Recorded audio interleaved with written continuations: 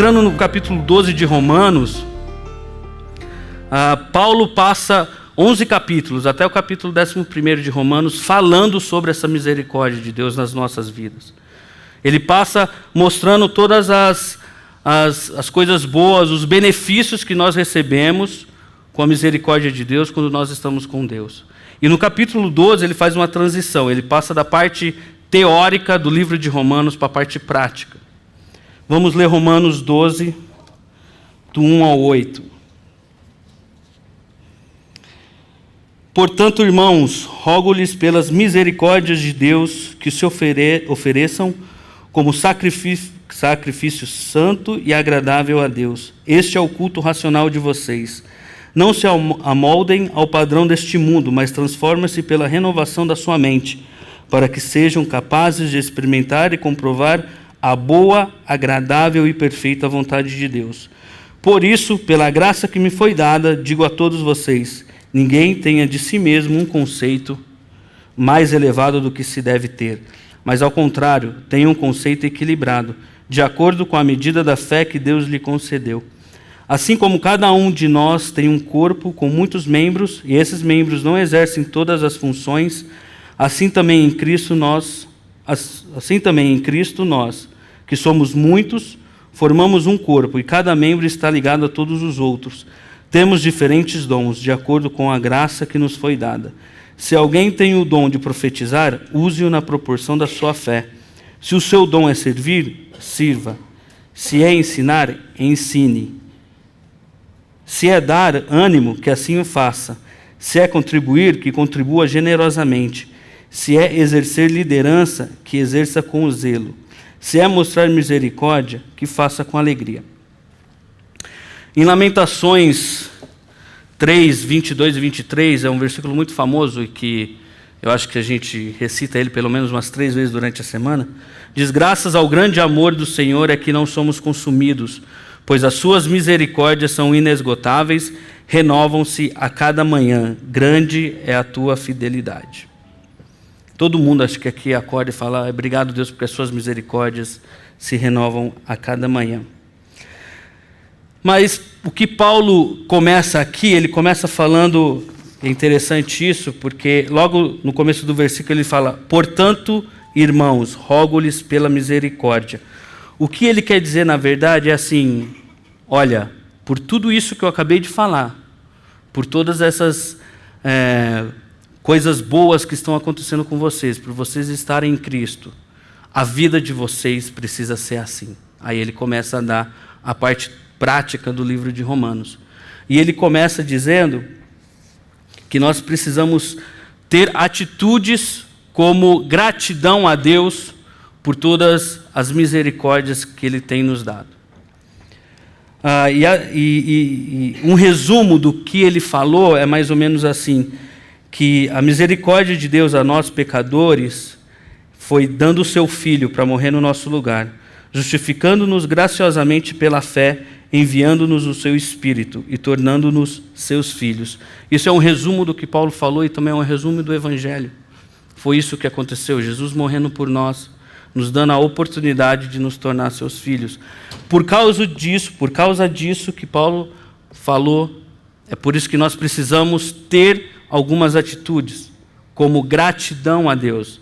E aqui nesses versículos do 1 até o 8º, eu consegui encontrar 2 maneiras como nós podemos viver, como nós podemos ter a nossa vida como gratidão a Deus, por conta das misericórdias que Ele tem nos dado. Voltando um pouquinho aqui no caso da misericórdia, com tudo isso que o Brasil está no meio, por todas essas coisas que estão acontecendo, eu me lembro de Romanos 9:16, que nós estudamos alguns domingos atrás, que diz: portanto, isso não depende do desejo ou do esforço humano, mas da misericórdia de Deus. O que eu quero dizer com isso?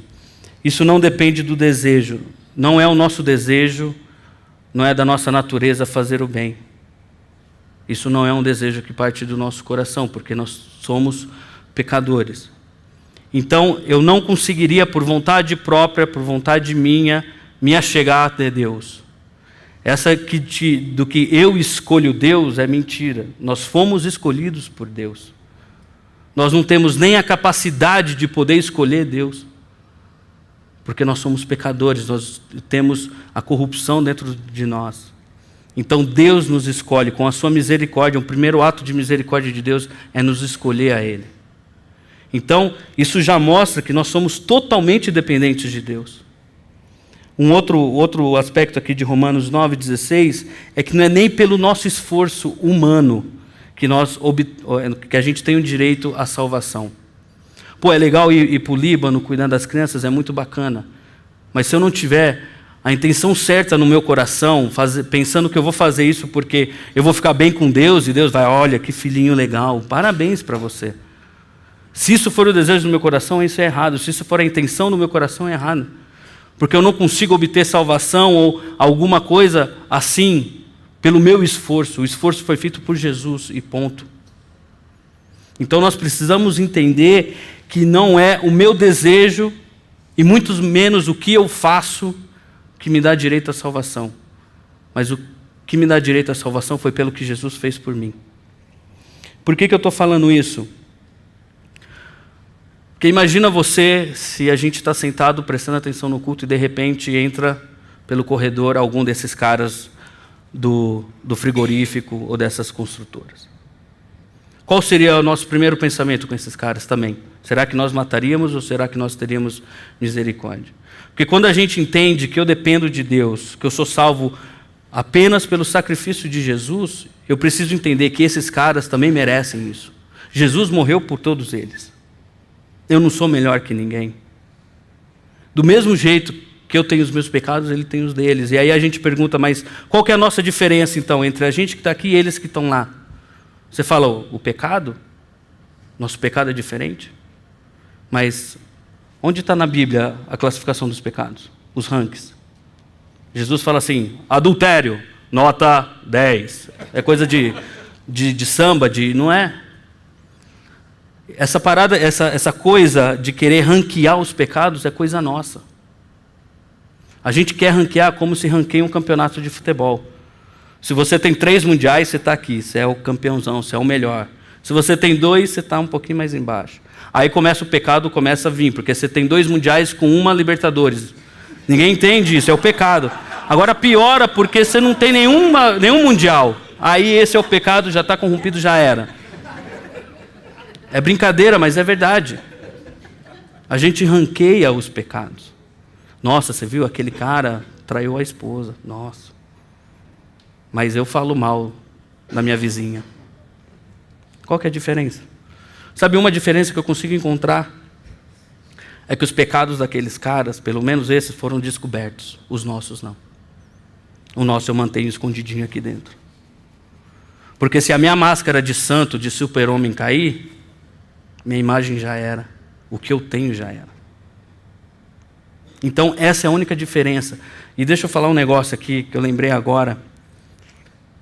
Deus não precisa de delação premiada. Muito menos de áudio, de vídeo. Ele não precisa de nada. Porque Ele vê o que a gente faz. E às vezes a gente esquece. A gente pensa que a gente está por cima de tudo, enquanto na verdade a gente não está. Voltando a Romanos 12. A primeira proposta que eu vejo Paulo nos fazendo é que nós precisamos entregar um culto racional a Deus. Versículo 1.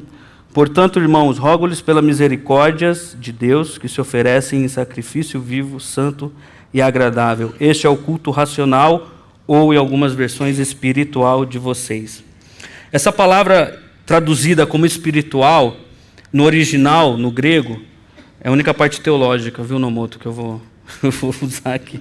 A palavra usada no grego é lógicos. Ela pode ser traduzida, na verdade, em duas palavras. Como razoável, como também racional. Se a gente pegar a palavra razoável, o fato de nos oferecer a Deus como sacrifício vivo seria a única resposta sensata e lógica e apropriada a Deus, tendo em vista as misericórdias dele na nossa vida. Se eu pegar o sentido racional, Trata-se então de um culto oferecido de mente e coração. É um ato de adoração inteligente, na qual nossas mentes estão totalmente engajadas. Como seria então esse culto racional ou espiritual? Esse culto racional não é para ser prestado aqui dentro de igrejas, de templos grandes ou pequenos. Esse culto racional é para ser prestado dentro da sua casa, dentro do seu serviço, na sua empresa, com a sua família, com os seus amigos, o clube que você frequenta. O culto racional é para ser prestado no seu lar, no seu trabalho. Paulo deixa bem claro que essa apresentação dos nossos corpos é um ato espiritual de adoração da nossa parte. Nenhum culto é agradável a Deus quando ele é puramente interno. Puramente interno é quando ele só é colocado para fora e não tem expressão nenhuma que possa ser vista. Eu adoro o Senhor verdadeiramente, não só de palavras, mas quando eu falo ou o que eu canto, deve estar totalmente conectado com as minhas ações ou com minhas atitudes. Não tem como a gente vir a uma celebração, eu cantar as músicas, eu levantar minha mão, eu fechar os meus olhos, sendo que o meu coração está totalmente corrompido, sendo que eu tenho raiva no meu coração, sendo que eu tenho alguma coisa com uma outra pessoa no meu coração e eu estou aqui levantando a mão. Nesse momento nós estamos entregando um culto falso a Deus. Um culto irracional. A santidade cristã se evidencia nos nossos atos, dos nossos corpos. Devemos oferecer a Deus as diferentes partes do nosso corpo. Quando a gente entende isso, aí sim eu vou conseguir andar nos caminhos do Senhor. Eu vou conseguir fazer com que os meus lábios só falem a verdade e não amaldiçoam. E eu posso proclamar o Evangelho do Senhor. As minhas línguas serão línguas de cura e não de maldição. Eu usarei as minhas mãos para poder erguer os abatidos. Os nossos braços abraçarão os solitários e os rejeitados. Os meus ouvidos ouvirão os clamores daqueles que têm menos que eu. E os meus olhos se voltarão a Deus em humildade. Isso é o ato de culto racional, onde tudo que eu tenho, todo o meu corpo está voltado a Deus. A segunda maneira que temos de oferecer um culto racional está descrito no versículo 2. Não se amoldem ao padrão deste mundo, mas transformem-se pela renovação da sua mente, para que sejam capazes de experimentar e comprovar a boa, agradável e perfeita vontade de Deus. Aqui Paulo está nos chamando a não acomodação, mas sim a uma vida de santidade, que é dirigida ao povo de Deus em toda a sua escritura. Em Mateus 6:8, Jesus diz: não sejam iguais a eles. É a mesma coisa que Paulo está nos dizendo, para não nos acomodar com a cultura predominante deste mundo, mas sim que sejamos transformados. Uma coisa que tem me preocupado muito nesses últimos tempos, e infelizmente isso acontece dentro das igrejas, e acontece dentro das nossas casas, e me preocupa muito vendo a nova geração, porque ela participa disso, ela vê isso e ela entende isso, é o problema que nós temos relativizado muito o pecado. Aquele pecado deixa de ser pecado porque eu precisei ter uma atitude para me dar bem. Então, por exemplo, se eu preciso mentir na minha empresa para eu ter uma promoção, eu vou mentir porque com a minha promoção eu vou ter mais dinheiro, eu tendo mais dinheiro eu posso ofertar mais para a igreja. Então deixa de ser pecado porque, nossa, no final eu vou poder abençoar mais Deus. Olha que legal. Então eu torno o pecado relativo. Eu estou dando uma justificativa para o meu pecado. E isso, infelizmente, tem acontecido. Em igrejas, nas nossas casas. E aí você vê o seu filho mentindo na escola e você não sabe por quê. Ah, porque quando liga aquela amiga da sua mãe, ela fala: filho, se for ela, fala para não atender, porque fala que eu não estou. Então nós estamos relativizando muito o pecado e quase sempre, eu posso dizer para você que é 99%, é por causa do meu egoísmo, porque tem a ver comigo. Então eu torno o pecado relativo porque eu vou me dar bem. E a nossa falta de temor a Deus faz com que isso fique normal nas nossas vidas. Eu não sinto mais a culpa desse pecado, o peso desse pecado. Porque para mim, já não tem mais problema. Sabe, virou aquele cachorrinho de estimação que fica do seu lado, que você dá comidinha para ele, que você leva para passear. Então, para mim, eu acho que vocês já ouviram muito falar isso, e ontem a gente foi com jovens numa programação e uma pessoa falou lá que tem uma galera que fala assim, o mundo está entrando dentro das igrejas, né? Isso aconteceu com a bateria. Antigamente não podia, a bateria era do diabo. Não podia entrar nas igrejas. Então tudo que aparece é do diabo. E agora começou tem muitas igrejas aí com estilos musicais muito legal e tal, né?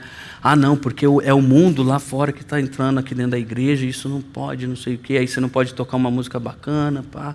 Aí começaram as roupas que a galera está usando, toda descolada e tal, e eu tento um pouquinho ser descolado, é minha esposa que me veste, né? A culpa é dela.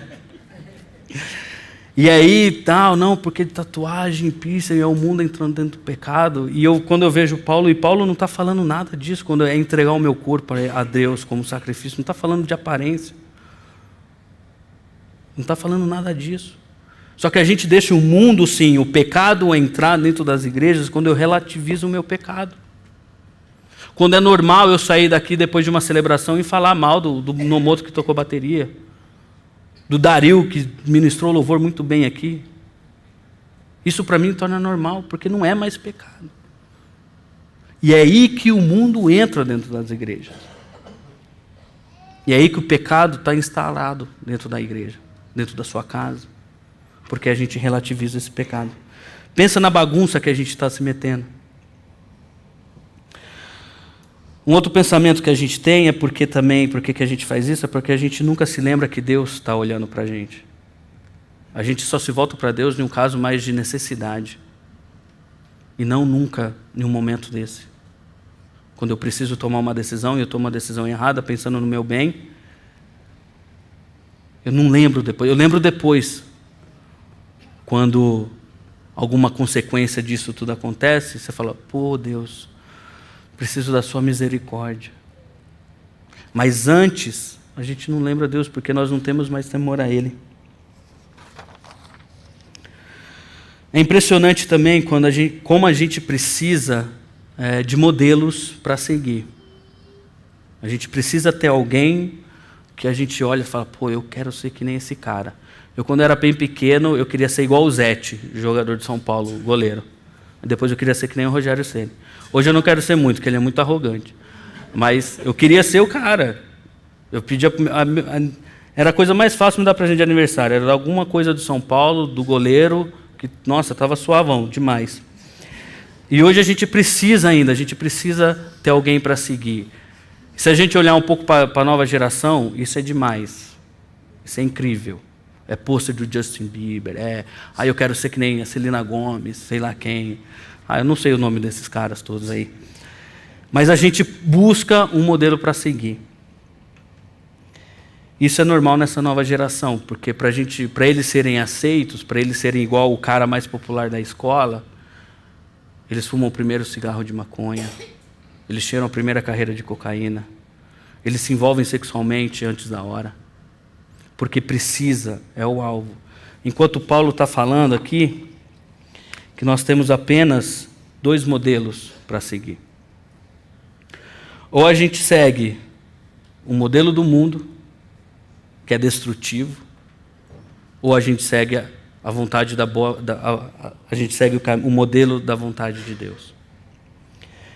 Esses 2 caminhos, eles não andam juntos. Pelo contrário, eles batem um de frente para o outro. Então é preciso que nós tomamos a decisão de qual caminho seguir. São apenas 2. Ou o caminho do mundo, que tem o seu fim, ou o caminho da vontade de Deus, que é eterno. E a gente tem falado, Paulo fala aqui muito da vontade de Deus, que é boa e agradável a Deus, e é perfeita. Muita gente pergunta, eu não sei qual é a vontade de Deus para mim ainda. Eu tenho, 25 anos de cristão e eu não sei qual é a vontade de Deus para mim. Beleza. Mas eu posso te falar algumas aqui que ele deixou escrito aqui, nessa Bíblia aqui, ó. Eu posso te falar, uma vontade de Deus é que você viva buscando a santidade. Está lá. Sejam santos porque eu sou santo. A vontade de Deus é que nós possamos ser unidos, que nós amemos uns aos outros, como a nós mesmos. Isso é uma vontade de Deus, para a sua vida e para a minha vida. Uma outra vontade de Deus é que eu possa ir pregar o Evangelho a toda criatura, a todas as nações. É uma vontade de Deus para as nossas vidas. Uma outra vontade de Deus é que eu preciso ser sal e luz onde eu estou. Só por cima, assim, eu já... umas 5, 6 vontades de Deus para a sua vida. Se você não sabe nenhuma, pelo menos agora você sabe 6 aqui. Te dou 6. Esse é um projeto de vida que Paulo está nos falando. Que a nossa vida seja um culto agradável a Deus. Tem uma música no mundo gospel que diz assim, o refrão: que a minha vida cante a ti. Aí eu fico pensando, falo, pô, que música minha vida estaria cantando para Deus? Aí eu gosto muito de reggae, né? Então, pô, seria um reguinho legal. Aí eu falo assim, não tenho nada contra estilos musicais, tirando o funk e o sertanejo. Aí eu falo assim, pô, tem hora que eu tô dando um batidão para Deus lá, acho que ele não tá curtindo muito não, então eu preciso trocar o CDzinho aqui. Nossa, CD já é velho demais, né? Trocar o vinil aqui que não tá rolando não. Qual música será que a sua vida tem cantado a Deus, se a gente pode colocar desse jeito? Que é um culto, nossa vida tem que ser um culto agradável a Deus. Será que tem chegado só um barulho no ouvido de Deus, falando, pô, o que é isso? Coisas desafinadas, fora do tempo? Ou será que sua vida tem demonstrado a Deus uma sinfonia de Beethoven? Ou sei lá, o estilo musical que você mais gosta? Além de não seguirmos os padrões deste mundo, Paulo enfatiza também o fato que precisamos ser transformados pela renovação das nossas mentes. O verbo que Paulo usou eu vou tentar falar aqui, viu gente? Eu não sei muito não, mas é metamorfo. É o mesmo verbo usado por Mateus e Marcos no texto da transfiguração de Jesus. Em Marcos 9, de 2 a 11, Marcos deixa bem claro que o próprio Jesus foi transfigurado diante dos discípulos. Aconteceu uma mudança completa em Jesus.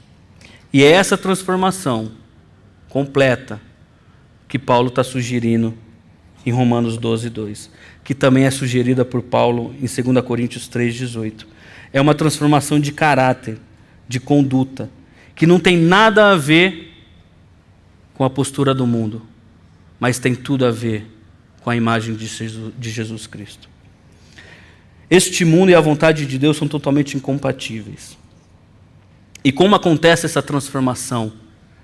Essa transformação acontece pela renovação da nossa mente. Ou seja, sem essa renovação da mente, se minha mente não for renovada, não existe como eu apresentar meu corpo como um sacrifício vivo, como um culto diante de Deus. Depende da nossa renovação, da renovação desse ser humano que foi totalmente corrompido e deturpado em consequência da queda do pecado. Essa renovação de mente, ela é feita através da palavra de Deus.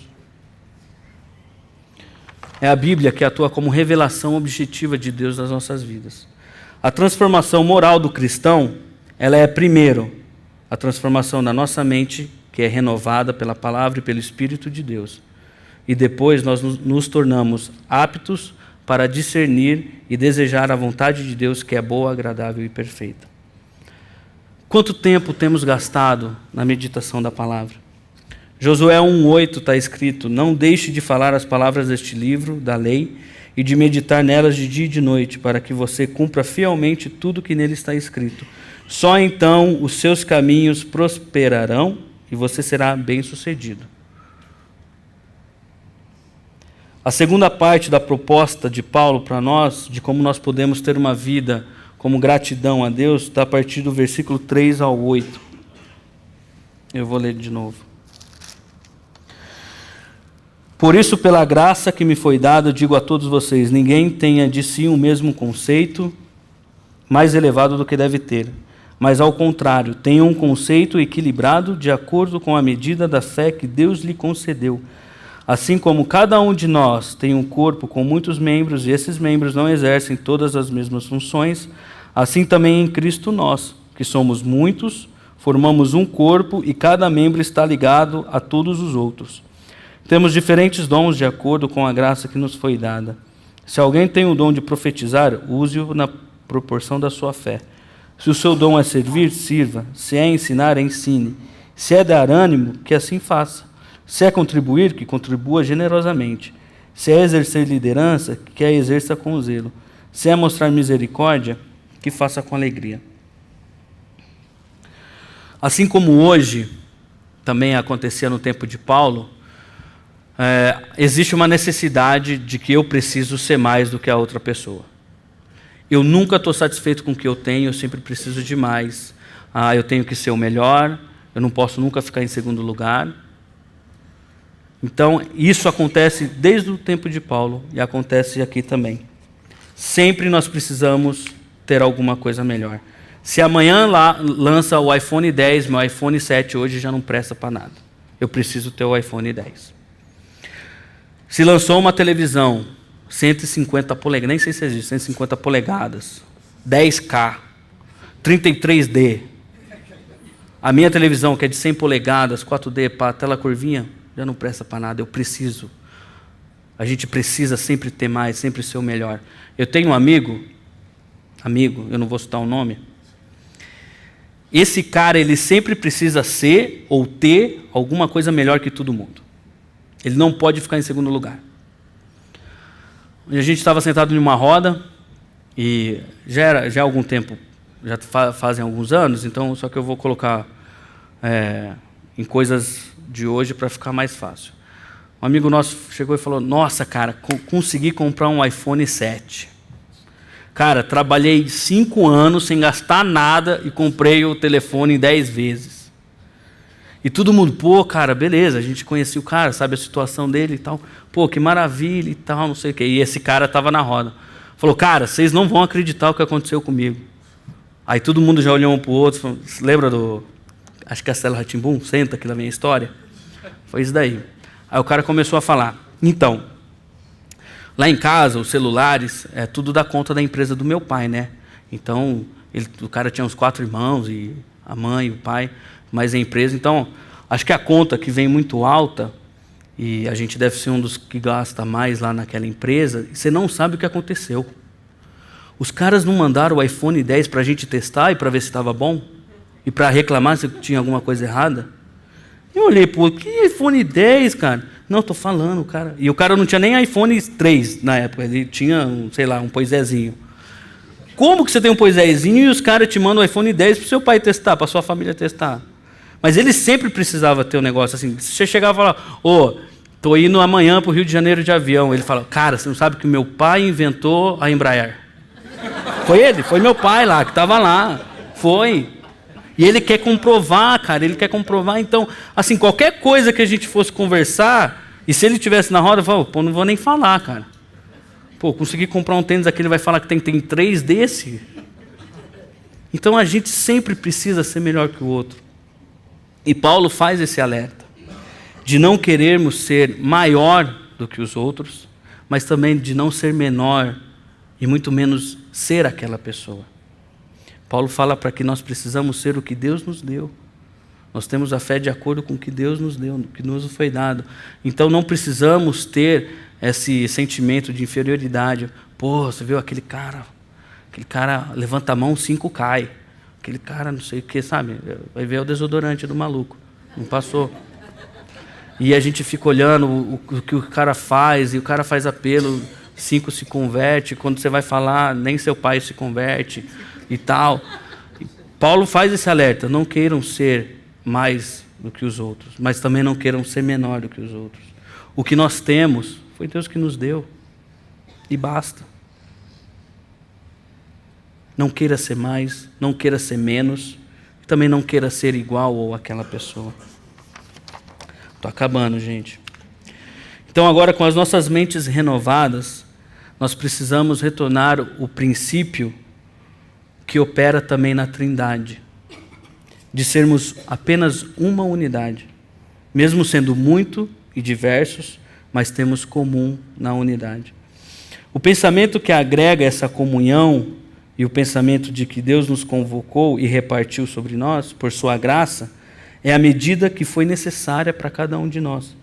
O foco aqui não é o quanto cada um recebeu, mas sim que todos nós, em Cristo, recebemos alguma coisa. Recebemos da mesma fonte. Paulo chama tudo isso daqui de corpo de Cristo. Como um corpo, nosso corpo físico, nós dependemos de todos os membros. Cada um tem a sua funcionalidade. E Paulo faz esse paralelo com o corpo físico e o corpo da igreja, que são as mesmas coisas. Essa metáfora usada por Paulo com o corpo humano o capacita a trabalhar em conjunto a unidade da igreja, a pluralidade dos seus membros e a diversidade dos dons. Esses dons que é falado mais aqui no final, no 7 e no 8, 6, 7 e 8, eles são todos dados por Deus. Dom é dado por Deus. Esqueci o outro nome da palavra, que a gente nasce com ela, não é dom, é talento. Talento é natural, mas dom é dado por Deus. É Deus que concede a nós, do mesmo jeito que Paulo recebeu o dom de profeta ao se encontrar com Jesus. Deus também nos dá esses dons, diferentemente para cada um de nós. No versículo 6, Paulo nos dá uma lista de alguns dons extremamente importantes para a vida da comunidade, para a vida da igreja. Ele fala lá sobre profeta, sobre servir, ensinar, sobre dar ânimo, sobre contribuir, sobre liderança e misericórdia. Esses dons são totalmente ligados à vida da igreja. Não é que só são esses, mas esses são. Ele está escrevendo para a igreja de Roma. Eles são extremamente importantes para a vida da igreja. Se a gente for para 1 Coríntios 12, a gente vai ter uma outra lista. A gente tem que lembrar que a igreja de Corinto era bem mais dificultosa que essa daqui de Roma. Então, por isso que lá é um pouquinho maior. Mas o que importa, na verdade, aqui não são esses dons. O que cada um é, a importância deles. Mas a pergunta que paira aqui é a seguinte: é o que nós temos feito com o dom que Deus tem nos dado. O corpo funciona graças ao somatório de diferentes membros, onde todos são importantes. Assim também é a igreja, o corpo de Cristo. Cada qual é um membro que em sua função abençoa o corpo com o seu jeito de ser e no que faz. Eu costumo falar isso muito para a galera lá do 548 que tem me ajudado, que tem andado mais perto e tem acordado cedo para montar tudo lá e desmontado. Eu sozinho não seria capaz de fazer tudo aquilo lá que a gente faz, e não é muita coisa. Eu tenho minhas ideias, eu tenho meus pensamentos, eu tenho meus erros. Se fosse por tudo eu que teria que fazer, ia sair uma porcaria. Eu não sei fazer PowerPoint legal, tanto é que hoje nem teve, vocês perceberam. Eu não sei arrumar o som. Eu ajudo os meninos a montar, mas eu não sei fazer tudo que o Marcelo ajuda lá embaixo. Então, para que tudo aquilo dê certo, seja legal, seja gostoso, não para mim, mas para todo mundo que está ali, é a gente trabalhar em conjunto. Por mim, só tocaria um tipo de música, por mim, só colocaria isso, só falaria disso, mas não sou eu ali. O negócio não é meu. O negócio é de Deus. Se é de Deus, todos têm um espaço. E todos precisam trabalhar. Porque se o cara sabe arrumar o som, sabe mexer no som melhor do que eu, por que vai eu lá mexer? Ah, porque você é o líder. Não, cara. E eu falo lá para os caras, eu preciso de vocês, a gente precisa ter a mesma visão, porque senão isso daqui não vai andar. Isso daqui não é meu, isso daqui é de Deus. Se você está aqui, se você quer andar, se você quer caminhar, você vai fazer isso para Deus? Vai, então vem aqui. O que você vai fazer? Não sei ainda. Vou ficar na porta entregando folheto. Beleza, mas faça da melhor maneira possível. Mas por que eu tenho que recepcionar com um sorriso? Pô, cara, é a primeira pessoa que o adolescente vai ver na igreja é você. Você ficar com cara emburrado, vai eu lá e o Iago na porta. Ficar, oi, bem-vindo. O maluco nunca mais volta, cara. Nunca mais volta. Então vai eu lá recepcionar? Não. Eu fico na minha lá, o que vai fazer hoje? Tem domingo que eu não faço nada. Porque a molecada está fazendo tudo. Isso é corpo de Cristo. Isso é igreja. A gente tem um exemplo hoje aqui, ó. A Suzy não pôde vir. Quem vai fazer o louvor? E aí? Dário? Tenor? Mas por quê? Está aqui para servir. Está aqui para servir. Então nós precisamos entender que eu preciso e eu tenho uma funcionalidade dentro do corpo da igreja. Se eu venho para a comunidade, sento e saio reclamando, eu estou tendo atitude pecaminosa. Eu estou relativizando o meu pecado. Eu estou indo contra Deus está falando, contra o que Deus está falando na Bíblia. Deus te deu um dom para você exercer na comunidade onde você está. Exerça esse dom. Quem vai ter que prestar conta dele é você, não é a gente, não sou eu. Não é o Paulo, não é a direção da igreja, não é ninguém, é você. Se coloca à disposição de Deus. E sirva a Deus com o coração. Porque nós vimos que não é pelo que eu faço que eu vou ser salvo, mas é pelo que Jesus fez. Cristo é a referência desse corpo e o Senhor desse corpo. Nele estamos e somos ligados, por isso somos somos membros um dos outros. O que eu posso perguntar aqui para acabar é: quem sou eu no corpo e como eu posso abençoar a vida de vocês através do que eu sou? Isso é vida em comunidade. Isso é servir a Deus com o que Ele tem me dado. Entregar um culto racional e servir a Deus através daquilo que Ele tem me dado são as maneiras mais lógicas que eu tenho para viver. Tendo um sentimento de gratidão pelas misericórdias que Deus já me deu e que Ele me dá a cada manhã. Será que nós somos capazes de enumerar todas as misericórdias que hoje essas misericórdias já tiveram ações nas nossas vidas? Você só está aqui pela misericórdia de Deus, cara. E a gente não se atenta a isso. Então, ter uma vida em gratidão a essas misericórdias é a melhor maneira que eu tenho como agradecer a Deus por tudo que Ele tem feito para mim. Eu quero orar com vocês. Quero pedir que você feche seus olhos e sonde o seu coração.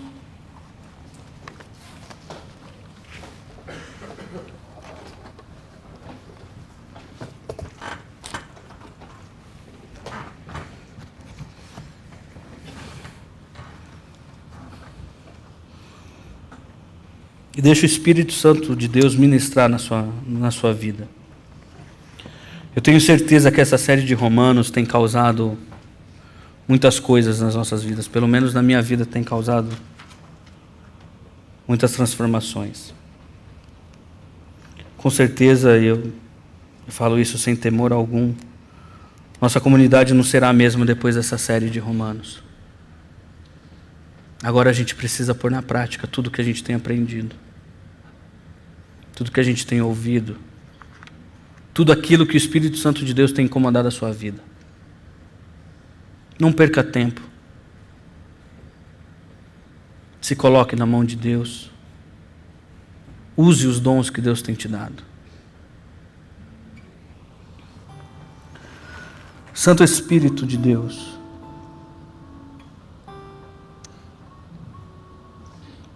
o Senhor é maravilhoso, só Tu és digno, Deus. Nome acima de todo nome, bendito é o Senhor.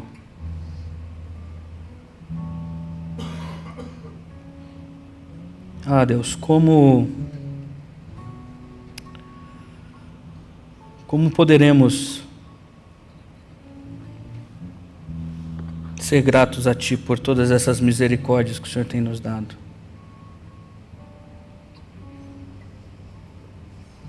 Entregando um culto racional a Ti, um culto espiritual, entregando minha vida por completo, o meu pensar, o meu agir,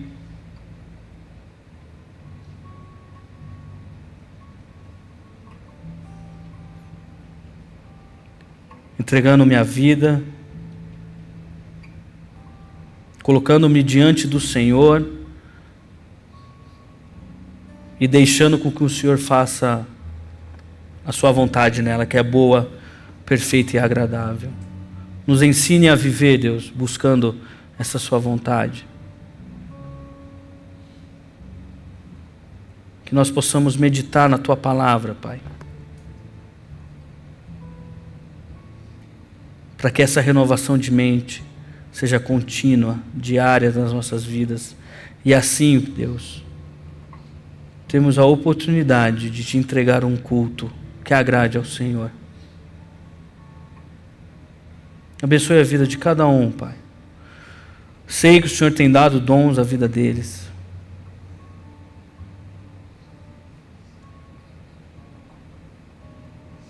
E sei que a vida de cada um aqui pode abençoar muito essa comunidade, Pai. Ou a comunidade onde está inserida. E por isso eu Te peço que o Senhor fale com essas pessoas que ainda têm dúvidas, se não sabem quais são os seus dons. Ah, Deus, mas mostra para eles aonde eles precisam trabalhar, onde eles precisam ser bênção e abençoar o Seu corpo como um todo. Tenha misericórdia das nossas vidas, Pai, porque somos pecadores, dependemos exclusivamente do Senhor e do Seu Espírito Santo em nossas vidas.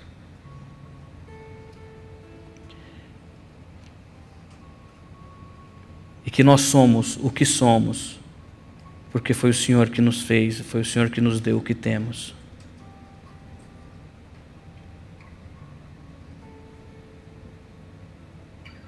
Santo Espírito de Deus, Santo, Santo é o Teu nome, Deus. És maravilhoso, Pai. Em Teu nome que eu oro, Jesus. Amém.